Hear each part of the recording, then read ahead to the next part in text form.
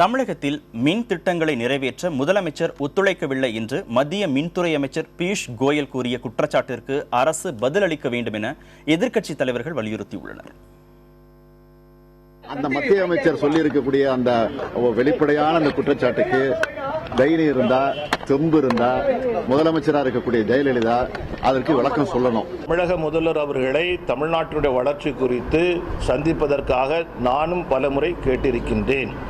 நான் சந்திக்கவில்லை, சந்திக்கக்கூடிய வாய்ப்பு இல்லை. மத்திய அரசு 600 கோடி ரூபாயில் ஒரு திட்டத்தை நிறைவேற்றுகிறேன் என்று சொன்ன பின்பும் அதை புறக்கணித்துவிட்டு மக்கள் வரி பணமான 146 கோடி ரூபாயை டெண்டர் விடுகிறார்கள் என்றால் என்ன அர்த்தம்? அப்படி என்றால் அதில் லஞ்சம் விளையாட வேண்டும், லாவண்யம் விளையாட வேண்டும், கமிஷன் விளையாட வேண்டும் என்பதற்காகத்தான். அதனால் இதுதான் ஒவ்வொரு முறையும் ஒவ்வொரு நல்ல திட்டமும் புறக்கணிக்கப்பட்டிருக்கிறது.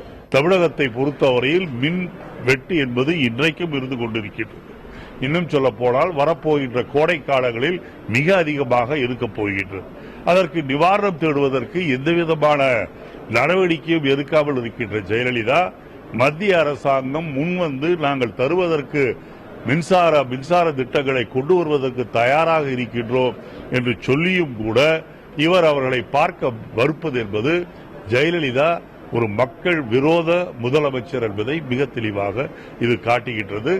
நல்ல ஒரு அணுகுமுறை இல்லாத ஒரு காரணம், தமிழ்நாட்டினுடைய உரிமைகளை இழந்து தமிழ்நாட்டினுடைய பிரச்சனைகள் எல்லாம் எந்த ஒரு தீர்வு இல்லாத வெறும் அரசியல் செய்து கொண்டிருக்கின்ற ஜெயலலிதா அரசாங்கம். ஆக இது மின்துறை மட்டுமில்லை, அனைத்து துறையிலும் இந்த நிலைமைத்தான்.